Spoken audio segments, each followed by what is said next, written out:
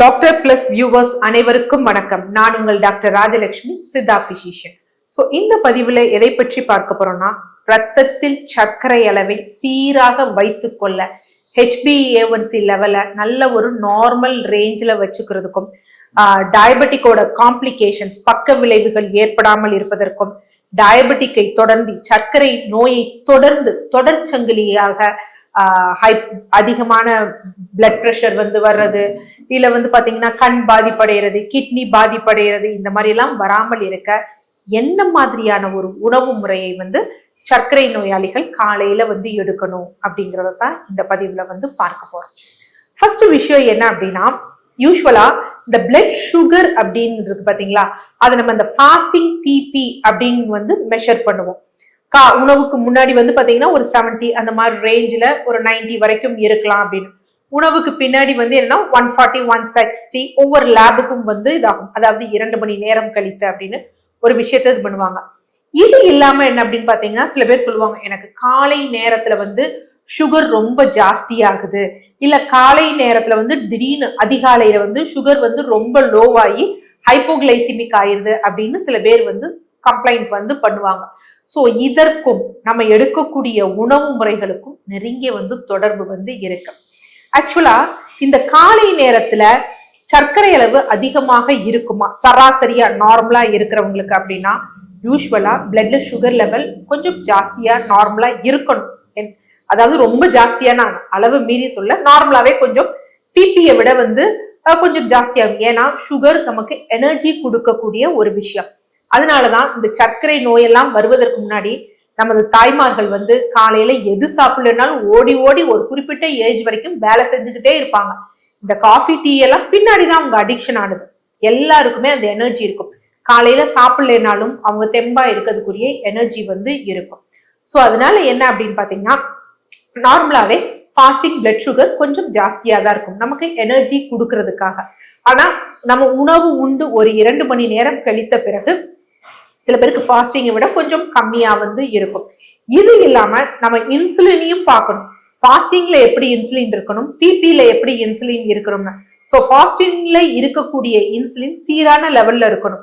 சில பேருக்கு பாத்தீங்க அப்படின்னா ரொம்ப அதிகமாக இருக்கும். அதெல்லாம் இருந்தது அப்படின்னா நமக்கு இன்சுலின் சரியா உபயோகப்படுத்த முடியாத நிலை உடலில் இருக்கு அப்படிங்கிறத நம்ம தெரிஞ்சுக்கணும். அதே மாதிரி காலையில இந்த கார்டிசோல் லெவல் இருக்கு பாத்தீங்களா, மனிதன் சுறுசுறுப்பாக வேலை செய்வதற்கு இந்த கார்டிசோல் லெவல் எப்ப பீக்குக்கு போகும் பாத்தீங்கன்னா 8க்கு தான், காலையில 8 மணிக்கு பீக்ல போயிடும். அதுக்கப்புறம் கொஞ்சம் கொஞ்சமாக சரிய தொடங்கும். அதனால 8 மணிக்குள்ள நம்மளுடைய காலை உணவு எடுக்கும் பழக்கமாக இருந்தா எடுத்து ஆகணும். அது ரொம்ப முக்கியமான விஷயம். அதே மாதிரி என்ன அப்படின்னு பாத்தீங்கன்னா, அகத்தியர் நூல்கள்லையும் தேரையர் நூல்கள்லையும் குறிப்பிடுறது என்ன அப்படின்னா, காலை சூரியன் உதயம் ஆகி 1.5 மணி நேரத்துக்குள்ள நம்ம என்ன பண்ணணும் அப்படின்னா, காலை உணவை நம்ம எடுத்துடணும். காலை உணவுன்னு எடுக்கிற பழக்கம் இருந்ததுன்னா இந்த மாதிரி தான் எடுக்கணும். ஸோ அதை விட்டுட்டு 11 மணிக்கு எடுக்கிறது, 10:30க்கு எடுக்கிறது, 10:45க்கு எடுக்கிறது அப்படிங்கிறது அது அந்த அளவுக்கு பலன் தெரியாது. ஸோ சர்க்கரை நோயாளிகளாக இருந்தீங்க அப்படின்னா, குறிப்பாக டைப் 1 டைப் 1.5 இன்சுலின் போடுறவங்களா இருந்தீங்கன்னா, காலையில இப்ப சூரிய உதயம் ஒரு 6 மணிக்கு ஏற்பட்டது அப்படின்னா 7:30 மணிக்குள்ள நம்ம காலை உணவை எடுத்துடணும். அது ரொம்ப முக்கியம். இது இல்லாம டைப் 2 சர்க்கரை நோயாளிகள் அப்படின்னு வச்சுக்கோங்களேன், நிறைய பேர் என்ன பண்ணுவாங்க அப்படின்னா, யூஸ்வலா low corp diet, keto diet, பாலியோ diet இது பண்ணுவாங்க, ஃபாலோ பண்ணுவாங்க. ஸோ அவங்க காலை உணவு சில பேர் முட்டையா எடுப்பாங்க, அது ரொம்ப நல்லதுதான். இல்ல சில பேர் ஸ்கிப் பண்ணுவாங்க, அது ஒன்றும் பிரச்சனை கிடையாது. காலை பிரேக்ஃபாஸ்ட் எல்லாருக்கும் முக்கியமானா கிடையாது. பட் நம்ம மருந்துகள் எடுக்கணும் அப்படிங்கிறப்ப, இல்ல என்னால தள்ளி போட முடியாது அப்படிங்கிறவங்க சூரியன் உதயமாகி அந்த 1.5 மணி நேரத்திற்குள்ள தயவு செய்து காலை உணவு எடுத்துருங்க. அடுத்து 2வது, காலை உணவு எப்படி இருக்கணும் அப்படின்னு என்ன பண்றாங்க அப்படின்னா, காலை எழுந்தவுடன் நம்ம எல்லாருமே என்ன பண்ணோம், ஒரு நல்ல ஒரு கிளென்ஸ் வாஷ் பண்ற மாதிரி, இல்ல நம்ம குடல் நகர்வை இம்ப்ரூவ் பண்ற மாதிரி என்ன பண்ணா, நல்லா 1 லிட்டர் இல்ல 500 ml வெதுவெதுப்பான வெந்நீர் எடுத்துடணும். ரொம்ப முக்கியமான ஒரு விஷயம். சில பேர் சொல்லுவாங்க, என்னால அப்படியே குடிக்க முடியாது, கொஞ்சம் கஷ்டமா இருக்கு அப்படின்னா, அதுல 1/4 எலுமிச்சை சாறு, அதே மாதிரி ஒரு 2 சிட்டிகை உப்பு போட்டு எடுத்தோம் அப்படின்னா நமக்கு நல்ல ஒரு கிளென்ஸாவும் இருக்கும். அந்த குடல் நகரும் தன்மையை இது பண்ணும். ஸோ அந்த மாதிரி காலையில எடுத்துடணும் சர்க்கரை நோயாளிகள். கண்டிப்பா ரொம்ப முக்கியமான ஒரு விஷயம். ஏன்னா சில பேருக்கு வெறும் தண்ணீரை குடிச்சா கொஞ்சம் மயக்கம் வர்ற மாதிரி இருக்கும். ஸோ அது என்ன அப்படின்னா அந்த எலக்ட்ரோலைட்ஸ் எல்லாம் பேலன்ஸ் பண்ற மாதிரி இது இருக்கும். அந்த மாதிரி எடுத்துருங்க. அடுத்து காலையில் எழுந்தவுடன் வெறும் வயிற்றுல இந்த காஃபி டீ இந்த மாதிரி அதிகமான துவர்ப்பான உணவுகள், அதாவது காஃபி ஆனாலும் டீ ஆனாலும் அதுல மேஜரா இருக்கிறது கிரீன் டீனா கூட டேனின் தான் வந்து ஜாஸ்தியா இருக்கும். ஸோ இந்த சர்க்கரை நோயாளிகள் நிறைய பேரு B12 சத்து குறைபாடு இருக்கும், அதே மாதிரி அனிமிக்கா இருப்பாங்க. ஸோ அவங்க இதை மேஜரா எடுத்துக்கிட்டாங்கன்னா இன்னமும் அவங்களுக்கு ரொம்ப அனிமிக்காக வாய்ப்பு இருக்கு. ஸோ அப்ப என்ன பண்ணலாம்னா அதுல பட்டை போன்றவை சேர்த்துட்டோம், இல்ல தனியா போன்றவை சேர்த்து எடுக்கும் பொழுது என்னன்னா ஓவரா டேனின் வராது, சத்துக்கள் குறைபாடு உறிஞ்சுறத வந்து கொஞ்சம் கம்மி பண்ணும். ஸோ அதனால நார்மலாவே என்ன பண்ணலாம் அப்படின்னு பாத்தீங்கன்னா பட்டை டீ. ஸோ பட்டை அதனுடன் என்ன அப்படின்னு பாத்தீங்கன்னா கொஞ்சம் லெமன், வேணும்னா கொஞ்சம் கிரீன் டீ இந்த மாதிரி சேர்த்து கொதிக்க வச்சு எடுக்கணும். இதனுடன் என்ன அப்படின்னா முளை கட்டிய வெந்தயம் இருக்கு பாத்தீங்களா, அதை வந்து எடுத்துக்கலாம். காலைல ஒரு சாலட் ஆட்டம் அதை எடுக்கலாம். அதனுடன் கொஞ்சம் வெள்ளரிக்காய், தக்காளி, வெங்காயம், எலுமிச்சை, உப்பு போன்றவை, எலுமிச்சை சாறு, உப்பு போன்றவை எடுத்து கலந்து சாலட் ஆட்டம் எடுக்கலாம். ஏன் வெந்தயம் வந்து பவுடரா போட்டுக்கிறோங்கிறோம், இப்படி எல்லாம் போடுறோம் அப்படிங்கிறப்ப ஊறும் பொழுது அதுல இருக்கக்கூடிய ஃபைட்டோ கெமிக்கல்ஸ் நல்லாதான் இருக்கும். அதே மாதிரி ஃபைட்டிக் அமிலத்தோட தன்மை குறையும். அது நம்ம உடம்புல இருக்கக்கூடிய சில சத்துக்கள் அப்சார்ப்ஷனை வந்து குறையும், நமக்கும் டைஜஷனா ஈஸியா இருக்கும். அதனால முளை கட்டிய வெந்தயம் நல்லா ஒரு 2 டேபிள் ஸ்பூன் வெந்தயம் முளை கட்டியது அதோட சாலட் ஆட்டம் பண்ணி இந்த டீயை வந்து எடுக்கணும். ஸோ இது எடுத்த உடனே நமக்கு என்ன செய்யும், நல்ல ஒரு பிரிஸ்கா வந்து இருக்கும்.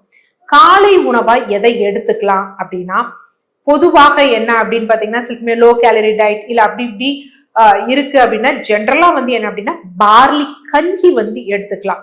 பார்லி கஞ்சி சர்க்கரை நோயாளிகளுக்கு ஒரு அற்புதமான என்ன அப்படின்னு பாத்தீங்கன்னா காலை உணவுன்னு சொல்லலாம்.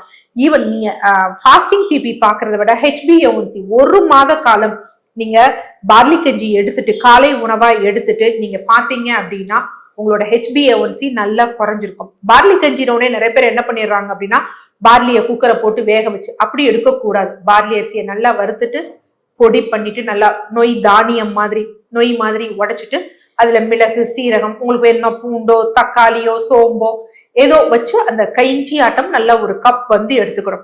ஸோ இதுல என்ன அப்படின்னு பாத்தீங்கன்னா செலினியம் சத்து இருக்கு, நார்ச்சத்து இருக்கு, கால்சியம் இருக்கு, ஃபோலிக் அமிலம், இது எல்லாமே இருக்கனால ஒரு கம்ப்ளீட் பிளான்டு ஃபுட்டா வந்து என்ன அப்படின்னு பாத்தீங்கன்னா சர்க்கரை நோயாளிகளுக்கு அமையும். இல்ல நான் அசைவம் சாப்பிடுறவங்க அப்படின்னு வச்சுக்கோங்களேன், காலையில எடுக்கக்கூடிய உணவுல புரோட்டீன் மேக்சிமமா இருந்து மாவுச்சத்து கம்மியா இருந்தா அந்த காலையில சும்மா இந்த அடிக்கடி பசின்னு சொல்றாங்க பாத்தீங்களா, அந்த தன்மை குறையும். ஸோ அப்படி ஃபாலோ பண்றவங்க காலையில என்ன பண்ணலாம் அப்படின்னு பாத்தீங்கன்னா 2 முட்டையை வேக வச்சு ஆம்லேட் மாதிரி சாப்பிட்டுட்டு அதனுடன் ஏதோ கொஞ்சம் காய்கறி சாலட் அந்த மாதிரி வந்து எடுத்துட்டு கொஞ்சமா என்ன பண்ணலாம் அப்படின்னு பாத்தீங்கன்னா யூஸ்வலா ஒரு சின்ன தோசையோ இல்ல சுண்டல். இன்னொரு நல்ல காம்பினேஷன் என்ன அப்படின்னு பாத்தீங்கன்னா சுண்டல் அப்படிங்கிறது வந்து கருப்பு கொண்ட கடலை. இது வந்து பாத்தீங்கன்னா ஒரு காம்ப்ளெக்ஸ் புரோட்டீன், காம்ப்ளெக்ஸ் கார்ப், இதுவும் இருக்கும் அதுவும் இருக்கும். ஸோ இந்த மாதிரி ஒரு காலை பிரேக்ஃபாஸ்ட் பண்ணிக்கலாம். இல்ல இதுவே எனக்கு போர் அடிக்குது அப்படின்னா ஒரு நாளைக்கு முட்டை எடுத்துக்கலாம், ஒரு நாளைக்கு பார்லி கஞ்சி எடுத்துக்கலாம், ஒரு நாளைக்கு சம்பா கோதுமை இருக்கு பாத்தீங்களா, அதை வந்து என்னன்னா கிச்சடி ஆட்டமோ இல்ல பொங்கல் மாதிரியோ செஞ்சு எடுத்துக்கலாம். தயவு செய்து இந்த கஞ்சி காய்ச்சி குடிக்கணும்ல அந்த மாதிரி பண்ணாதீங்க. ஒரு நாளைக்கு கேழ்வரகு அடை, நல்லா கேழ்வரகு, முருங்கைக்கீரை, சின்ன வெங்காயம் போட்டு என்ன செய்யலாம் அப்படின்னு பாத்தீங்கன்னா அடை மாதிரி செய்யலாம். ஸோ இது எதற்காக நல்லதுன்னா கால்சியம் சத்து நமக்கு கிடைக்கும். பிளட்ல சுகர் லெவல ஸ்லோவா தான் வந்து என்ன பண்ணும் அப்படின்னு பாத்தீங்கன்னா அது இன்க்ரீஸ் பண்ணும். அடுத்து இட்லி தோசை சாப்பிடணும்னு ஐடியா ஆசை இருந்ததுன்னா நம்ம சிகப்பரிசி நார்மலா வந்து பிளைன் இன்னைக்கு பாலிஷ் பண்ண அரிசி யூஸ் பண்றோம்ல, அதுக்கு பதில் சிகப்பரிசி இல்ல மாப்பிளை சம்பா இந்த மாதிரி கைக்குத்தல் அரிசியை ஊற வச்சு அதனுடன் உளுந்து கொஞ்சம் என்ன அப்படின்னு பாத்தீங்கன்னா கேழ்வரகு மாவு கேழ்வரகு சேர்த்து அரைச்சு தோசையாவோ இட்லியாவோ நம்ம சாப்பிட்டோம் அப்படின்னா அதை ஃபெர்மெண்டேஷன் பண்றதுனால நிறைய மைக்ரோ நியூட்ரியன்ஸ், குறிப்பாக விட்டமின் பி சத்துக்கள் வந்து கிடைக்கும், ஃபோலிக் அமிலம் போன்றவை கிடைக்கும். சாப்பிட்ட ஒரு திருப்தி இருக்கும். ஏன்னா இந்த இட்லியை சாப்பிடுவாங்க, உடனே என்ன பண்ணுவாங்க, எனக்கு பசிக்குது, அதுக்கப்புறம் கொஞ்சம் ஏதாவது ஒண்ணு சாப்பிடணும் அப்படிங்கிறது. இந்த அடிக்கடி சாப்பிடுறதுனால இந்த இன்சுலின் ஸ்பைக் ஏறுது பாத்தீங்களா, அதுதான் சர்க்கரை நோயாளிகளுக்கு பெரும் பிரச்சனை. அவங்க ரத்த நாளம் பாதிக்கப்படுறதுக்குரிய காரணமும் அதான். ஸோ இது சாப்பிட்டீங்கன்னா ஒரு திருப்தியா வந்து இருக்கும். ஸோ இந்த மாதிரி ஒரு விஷயம். இது சாப்பிட்ட உடனே தயவு செய்து காஃபி டீ எடுக்காதீங்க. இது பண்ணிட்டு காஃபி டீ எடுத்தோம் அப்படின்னா நமக்கு செரிமான குறைபாடை உண்டு பண்ணும், சத்துக்கள் உறிஞ்சப்படாது. அப்ப சூடா ஏதாவது குடிக்கணும் அப்படின்னா வெறும் தண்ணீர்ல லெமன், உப்பு, மிளகுத்தூள், புதினா போட்டு குடிக்கலாம். இல்ல காய்கறிகள் சூப்ஸ் எடுக்கலாம். இந்த மாதிரி தான் எடுக்கணுமே தவிர காஃபி டீ எடுக்கக்கூடாது. அதே மாதிரி இந்த சூப்ஸ் எல்லாம் உணவுக்கு முன்னாடி எடுக்காதீங்க, உணவோட எண்டுல வந்து எடுங்க. ஸோ இந்த காலை இப்படி உணவு எடுத்து ஒரு சின்ன தேநீர், நல்ல ஆரோக்கியமான தேநீர் குடிச்சிட்டு அதுக்கடுத்து இது மாதிரி ஒரு பிரேக்ஃபாஸ்ட ஃபாலோ பண்ணீங்கன்னா மதிய உணவு நமக்கு உடனே சாப்பிடணும்னு எண்ணம் வரக்கூடாது. ஒரு உணவு சாப்பிட்ட பிறகு வயிறு உப்புசம் இருக்கக்கூடாது. அதுக்கப்புறம் என்ன அப்படின்னு பாத்தீங்கன்னா மலச்சிக்கலை உண்டு பண்ணக்கூடாது.